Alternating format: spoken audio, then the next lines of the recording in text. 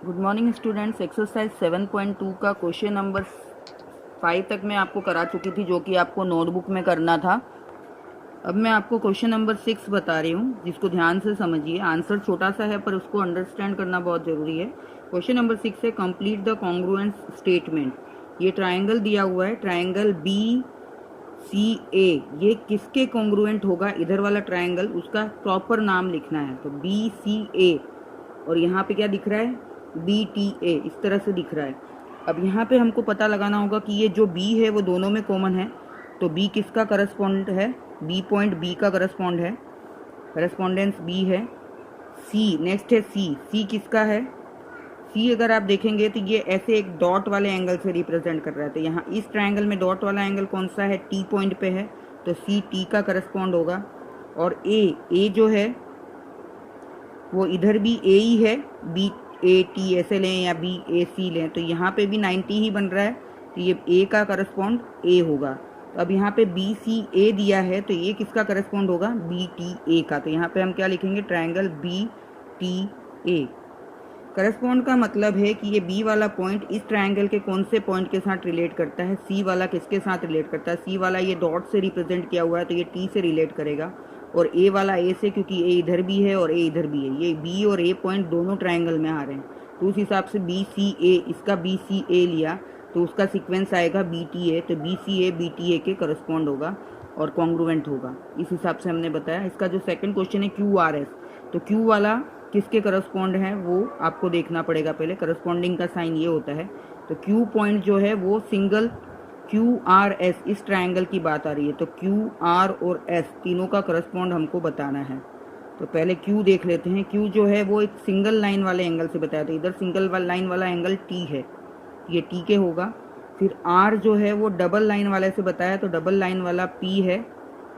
और एस जो है डॉटेड से है, तो ये डॉटेड वाला क्यू है। तो हमारा जो आंसर होगा कि ये क्यू आर एस किसका करस्पॉन्डेंस है?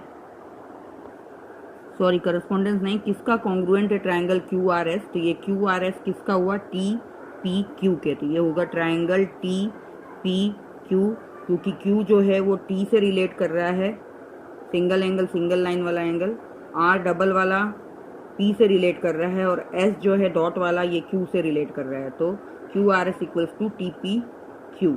ये हो गए दोनों क्वेश्चन जिसमें आपको बताना था कि कॉन्ग्रुएंट्स कौन से ट्राइंगल से बना रहा है वो। तो उसमें आप कुछ भी नहीं लिख सकते, पी क्यू टी ऐसे कंटिन्यूस नहीं, उसको आपको देखना होता है कि किसके साथ रिलेशन है उसका।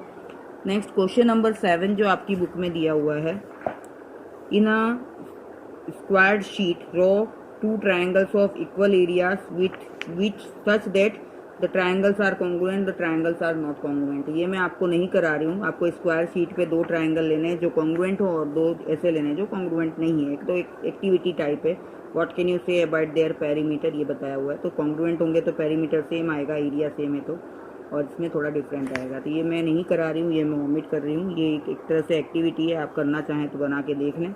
ऐसे 8 क्वेश्चन जो है, draw rough sketch of two triangles such that they have 5 pairs of congruent part but still the triangles are not congruent. अब 5 पेयर डिपेंड करता है कि 5 में से ASA के हिसाब से है, SSS के हिसाब से है, किस क्राइटेरियन के हिसाब से है। तो इसलिए ये ट्राइंगल का मैं आपको ओमिट करा रही हूँ कि 5 कौन से हैं। इस तरह के क्वेश्चन एग्जाम में नहीं आते हैं, जनरली यही आता है प्रूव करने वाला। 5 चीज़ें देने से ये प्रूव नहीं हो जाता कि वो कॉन्ग्रुएंट होगा। 5 डिपेंड करता है कि दो साइड बीच का एंगल, दो एंगल और बीच की साइड, या तीनों साइड, या RHS, किस हिसाब से वो हमको मेजरमेंट या इक्वलिटी दी हुई है। नेक्स्ट मैं आपको कराऊंगी क्वेश्चन नंबर 9। क्वेश्चन नंबर 9 में if triangle ABC and PQR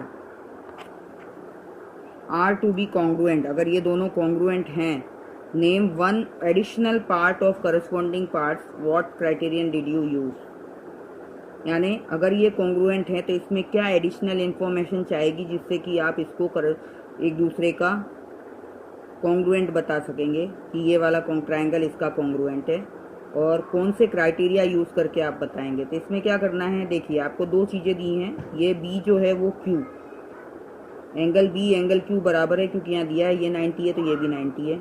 angle C angle are बराबर है, क्योंकि यहाँ भी डबल लाइन से इक्वलिटी बताई, यहाँ भी डबल लाइन से बताई। तो दो एंगल जब हमको दिए होते हैं तो SSS तो हो नहीं सकता, SAS भी नहीं हो सकता, क्योंकि SAS में दो साइड इक्वल होनी चाहिए, लेकिन यहाँ पे कहीं भी ऐसा मार्क नहीं किया हुआ है। अब दो एंगल दिए हैं तो क्या एडिशनल हम ले सकते हैं कि ये बीच का एंगल के दोनों एंगल के बीच की जो साइड हो, अगर हम उसको इक्वल बता दें तो ये ASA से ये कॉन्ग्रुएंट हो जाएगा। तो इसके लिए हम क्या लिखेंगे, सबसे पहले तो फिगर के हिसाब से angle B equals to angle Q होगा। ये angle B equals to angle Q 90 degree given, और दूसरा एंगल जो है angle C equals to angle R होगा, ये भी फिगर में दिया हुआ है। तो additional pair of corresponding part क्या होगा, ये जो बीच की साइड है BC इक्वल्स टू QR, ये एडिशनल होगा।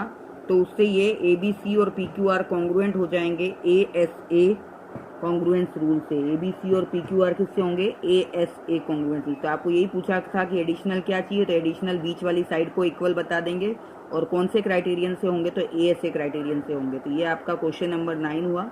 Last question number 10, explain why ABC is corresponding to FED।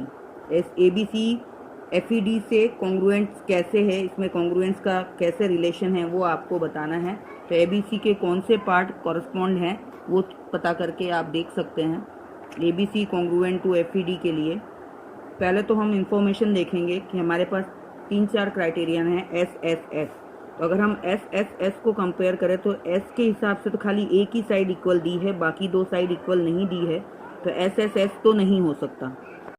Next criteria हमारा है SAS, यानी दो साइड और बीच का एंगल। तो दो साइड भी हमको नहीं दी है, हमको तो एक ही साइड इक्वल दी है, तो वो भी नहीं हो सकता। तीसरा आता है SAS। तीसरा क्राइटेरिया हमारा होता है ASA। तो A यानी ये दो तो हमको एंगल दिए हुए हैं, तो इसकी पॉसिबिलिटी बन सकती है, लेकिन ASA के लिए हमको जो इक्वल साइड होनी चाहिए वो बीच की होनी चाहिए, इन दोनों एंगल के बीच की, लेकिन हमको ये वाली दी है। लेकिन हम इसको A से बना सकते हैं, क्योंकि किसी भी ट्रायंगल के तीनों एंगल का सम जो होता है 180 होता है, और दो एंगल आपस में इक्वल हैं, तो तीसरा भी जो भी हम निकालेंगे वो इक्वल ही आएगा। जैसे मान लीजिए 90 है, ये 50 है, तो 90 और 50 कितने हो गए, 140। तो माइनस करेंगे 180 में से, ये 40 ही आएगा। ये भी 90-50 है तो ये भी 40 ही आएगा। जस्ट एक एग्जांपल दिया। तो इसमें अगर दो एंगल इक्वल दिए हैं तो हम तीसरा भी इक्वल निकाल सकते हैं, यानी ये वाला और ये वाला इक्वल आएगा। जब ये वाला और ये वाला इक्वल आएगा तो ये दो एंगल और बीच की साइड हो गई, क्योंकि RHS तो नहीं हो सकता, राइट एंगल के सामने वाली इक्वल होनी चाहिए। तो राइट एंगल के सामने वाली तो इक्वल दी नहीं है, तो RHS की भी पॉसिबिलिटी नहीं है, SSS और SAS की भी पॉसिबिलिटी नहीं है। तो लास्ट एक ही ऑप्शन बनता है कि ये ASA से हो। तो उसके लिए क्या होगा, BC equals to DE given है हमको। एंगल B जो है वो एंगल E के बराबर है, क्योंकि 90 डिग्री गिवन है, और एंगल C जो है एंगल D के बराबर होगा, वो एंगल सम प्रॉपर्टी से अगर हम निकालेंगे तो इस हिसाब से ABC और FED कॉन्ग्रुएंट होंगे बाय ASA क्राइटेरियन। ये हमको प्रूव करना था कि ये कॉन्ग्रुएंट क्यों हैं, आपस में क्यों हैं, तो वो हमने इसलिए बताया क्योंकि ये ASA से पॉसिबिलिटी है, बाकी तीनों से पॉसिबल नहीं है। ये आपका लास्ट क्वेश्चन था पूरे लेसन का। और कॉन्ग्रुएंट वाले ये जो चारों करस्पॉन्डिंग वाले 4 क्राइटेरियन बताए थे कि दो ट्रायंगल आपस में किस तरह से कॉन्ग्रुएंट होते हैं और करस्पॉन्डिंग पार्ट किस तरह से होते हैं, तो ये आपको अच्छे से प्रैक्टिस करनी है। ये 4 में से किसी न किसी टॉपिक पे आपको क्वेश्चन पूछा जा सकता है। तो ये क्वेश्चन नंबर 6, 9 और 10 ये आपको नोटबुक में करना है। Thank you.